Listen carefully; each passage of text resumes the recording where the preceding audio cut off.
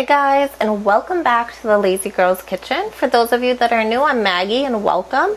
Today I want to share with you how I like to make my sausage and pepper pizza. This pizza is my new favorite combination. I've been making it for so long now and I wanted to share it with you. I know it's just a pizza, but honestly the ingredients that go with this are phenomenal. So I hope you guys enjoy.